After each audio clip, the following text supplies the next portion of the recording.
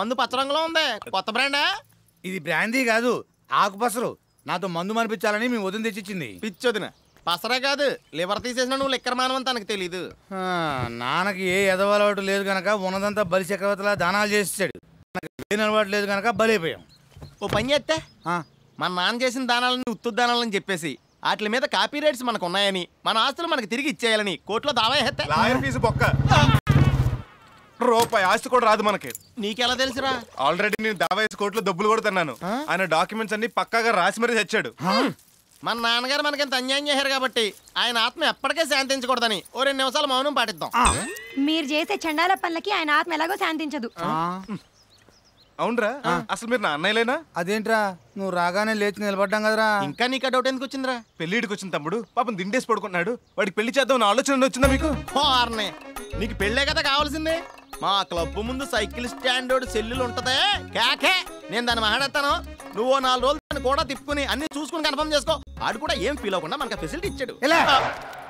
Bullet level cycle stand సరిపోతురా. మా ఎస్కేపర్ ముందు కోడి పకోడి వేసేవాడు కూతురు ఉంటది ఉంటా, స్కాచ్ బాటిల్ ఆడుతుంటది. సగం మంది బాగా దాని చూడటం కోసం వస్తారు. నువ్వు అను రేపే ఆ ఫెసిలిటీ కూడా ఉందా? కోడి పకోడి సైకిల్ స్టాండ్ నాకు వద్దు కానీ నా సంబంధం నేనే చూసుకున్నాను.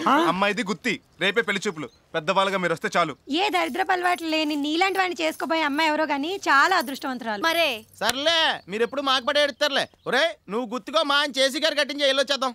కారు ఎందుకు, కంఫర్ట్ గా ఉండదు. మీరు బస్సులో వచ్చండి, నేను బండి వేసుకొచ్చేస్తా.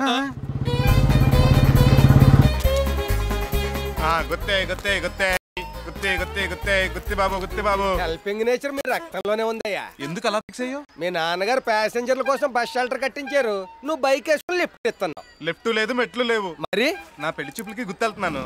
ఎవరన్నా ఎక్కించుకెళ్తే పెట్రోల్ డబ్బులు కలిసి కదా అని. డబ్బులు ఎలా సంపాదించాలో నిన్ను చూసి నేర్చుకోవాలయ్యా బాబు. నేర్చుకో మరి. అంటే ఎక్కడికి వెళ్ళాలి? Gooty just bus miss. Next bus సాయంత్రం 6 దాకా లేదంట. ఆటో వాడిని అడిగితే 150 రూపాయలు అడుగుతున్నాడు. అత్తలేది అర్జెంట్ గా వెళ్ళాలండి. 125 ఇస్తాను, బుల్లెట్ మీద డ్రాప్ చేస్తాను. జోక్ చేస్తున్నారు మీరు. జోక్ కాదు, ఫ్రాంకే.